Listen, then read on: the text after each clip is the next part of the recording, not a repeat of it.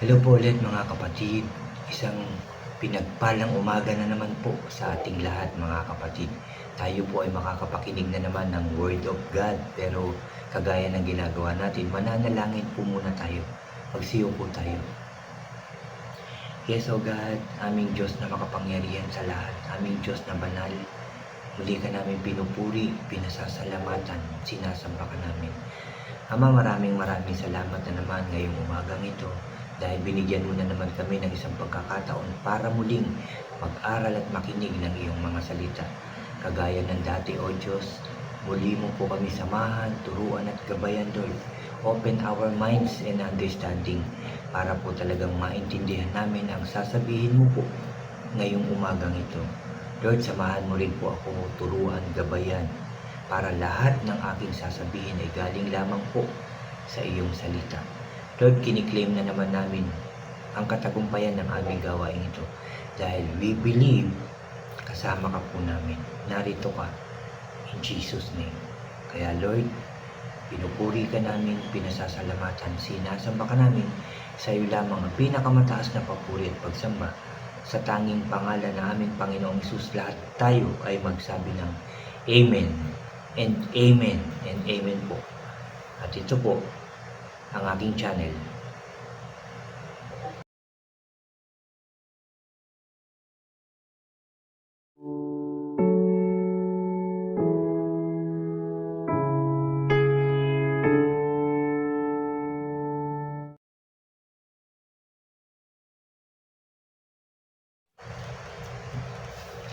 Hello po ulit mga kapatid, ulitin ko lang ito. Isang pinagpalang umaga po sa ating lahat dahil talagang pinagpala tayo ng ating Diyos. Mga kapatid, bago ako mag-share, unahin ko lang po yung mga bago dyan sa aking channel na huwag niyo pong kalimutan na mag-subscribe. Paki-like and share niyo po ang aking mga videos at paki-click na rin po ang notification bell para lagi po kayong updated sa mga iba at bago ko pang i-upload. Salamat po. Mga kapatid, Psalm 119 pa rin tayo. At narito na po tayo sa verse 153 hanggang verse 160 po. Ulitin ko lang, verse 153 at 160 po ang aking isi-share sa inyo. At ito po ay may pamagat na request para iligtas ni Lord. Bible po ito dito sa ang Biblia Pinoy version po yung aking babasahin ngayong umagang ito. Makinig po tayo.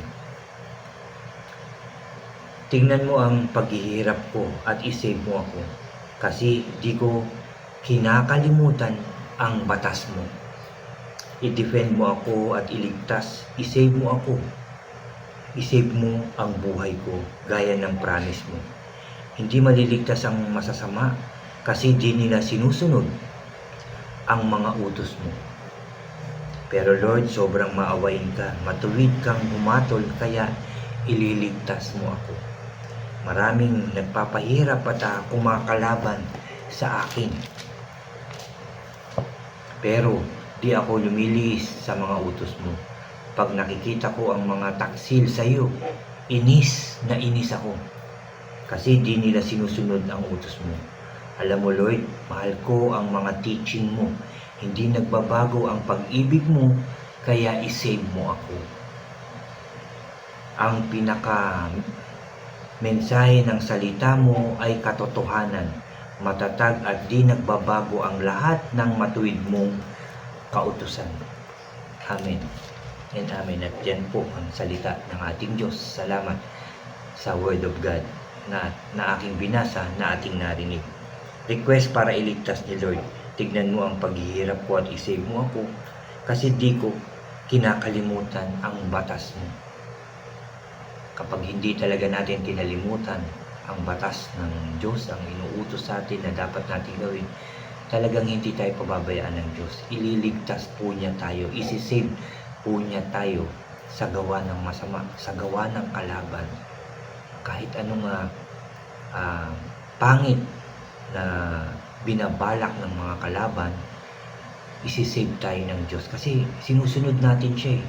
Wala naman taong sumusunod sa Diyos, nagtitiwala sa Diyos, umaasa sa Diyos, sumusunod, lahat ginagawa sa yung mga tuntunin, utos ng Diyos, wala pong hindi isisave nun pagka talagang yun ang ginagawa natin. Isisave tayo ng ating Diyos, ililigtas, sasamahan, poproteksyonan, iingatan. Yan ang gagawin sa atin ng Diyos kung patuloy tayo na susunod sa lahat ng pinag-uutos at tuntunin ng ating Diyos. I-defend mo ako, iligtas, isave mo ang buhay ko gaya ng promise mo. Hindi maliligtas ang masama kasi di nila sinusunod ang utos mo. Diba? Hindi, sabi rito mga kapatid, hindi maliligtas ang masasama kasi hindi nila sinusunod ang mga utos mo. Totoo po yan.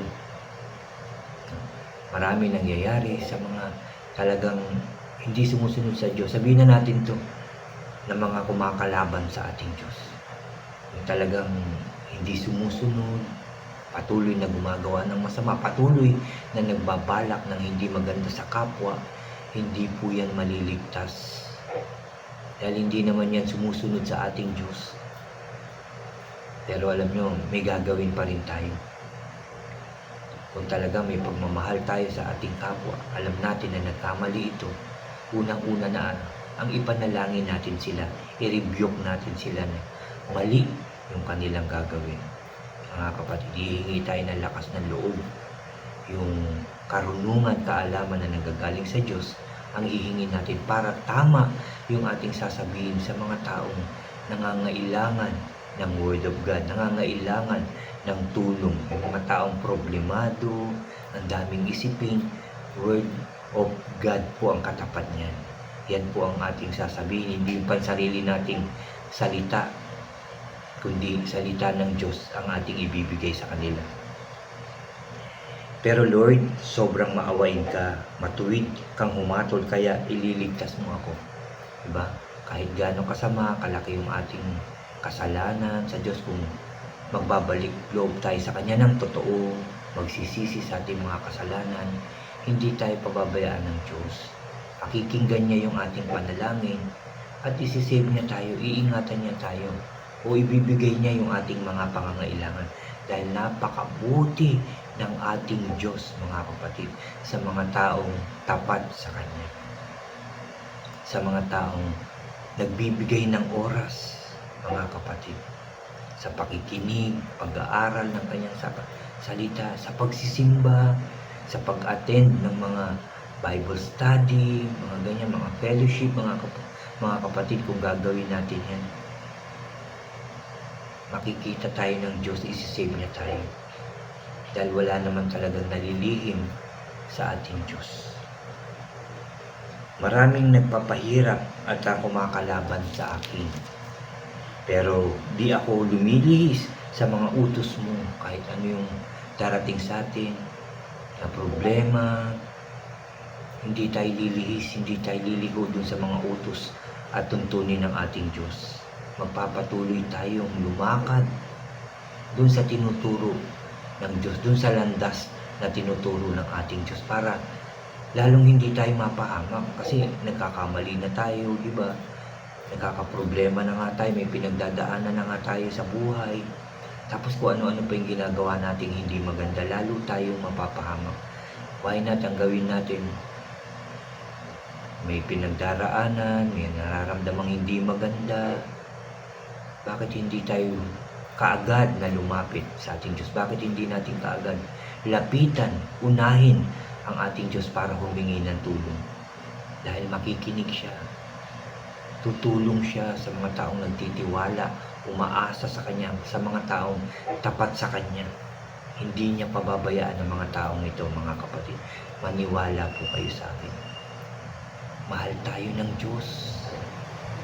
Ako, makasalanan din ako. Marami rin akong pagkakamali, pagkukulang sa Diyos. Pero tinawag niya ako para magbalik loob, para sundin yung kanyang mga tuntunin, mga utos.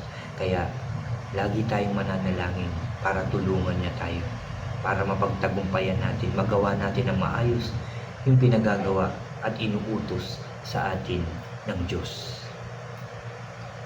Pag nakikita ko ang mga taksil sa iyo, Inis na inis ako kasi di nila sinusunod ang utos mo.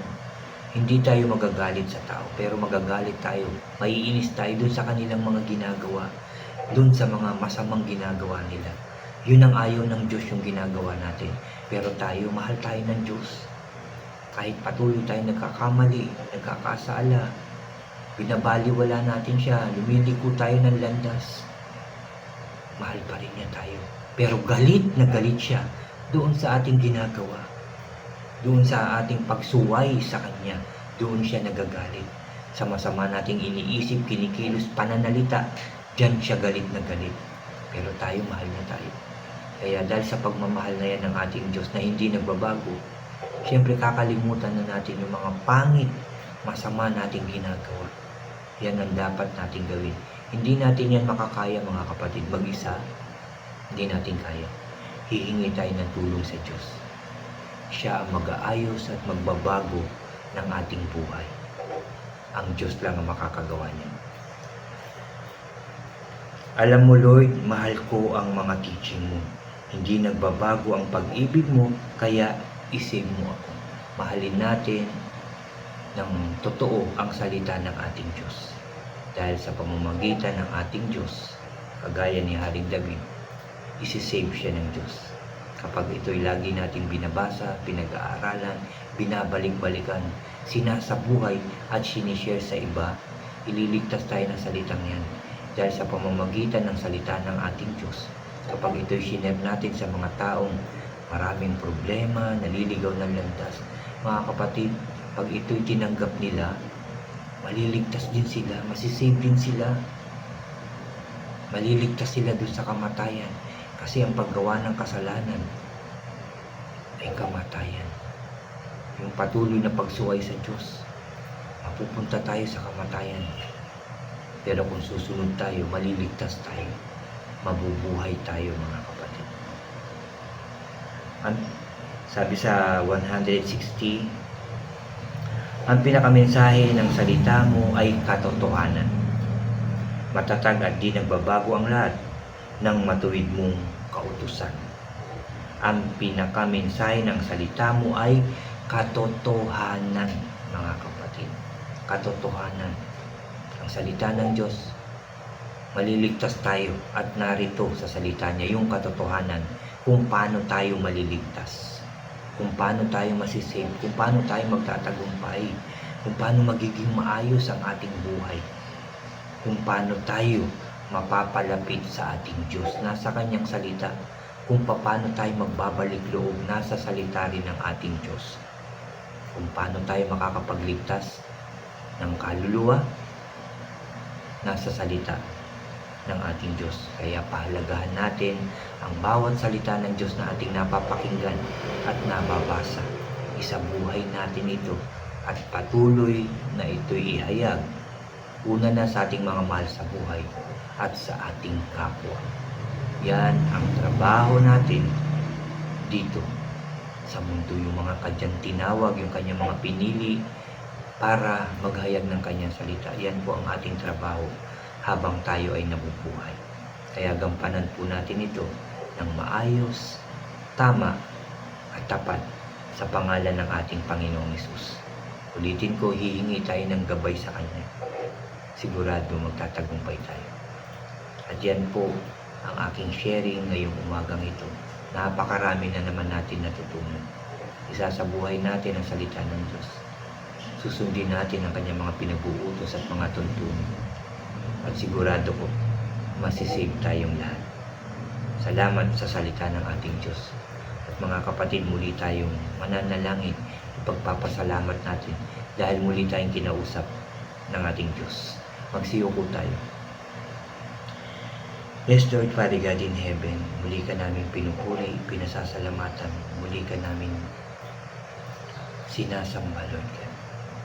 Lord, I pray sa pangalan ng Panginoong Hesus na ang lahat mong pinag-uutos sa amin ay masunod namin ng tama, maayos at tapat. Samahan mo po kami, turuan at gabayan, bigyan ng lakas ng loob at kasipagan, Lord, para magawa namin ang lahat ng pinag-uutos mo, para makapaghayag kami ng iyong salita. Bigyan mo rin kami, Lord, ng kapangyarihan na kapag sinabi namin ang iyong word, Lord God, sila ay mababago. Magkakaroon ng impact ang iyong salita sa bawat tao. At sila ay magbabalik loob sa iyo. Hindi namin ito kaya kung wala ka sa aming buhay. Kung hindi ka sumasa amin, O Diyos, hindi namin ito magagawa ng mag-isa.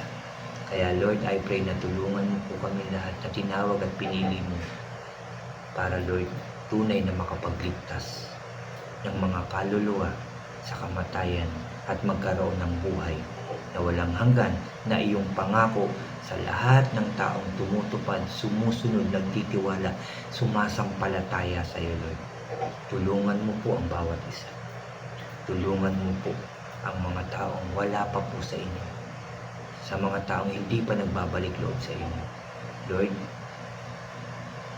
nabibilang na ang mga oras ng mga tao sa mundong ito. Babalik na ang Panginoong Hesus, kaya wag mo po kaming pabayaan, Lord, na maiwan, Lord God, na hindi makarating sa iyong kaharian. Lord, kaawaan mo po kami. Tulungan mo po kami para makasama po kami sa inyong kaharian. In Jesus' name. Maraming salamat sa aming mga natutunan na naman ngayong umaga. I pray na maisabuhay namin ito. Panghawakan na habang kami ay nabubuhay. At ito na ang gamitin namin, Lord, sa aming pang-araw-araw na pamumuhay. In Jesus' name. Huwag mo po kaming pabayaan, Lord. I-save mo po kami.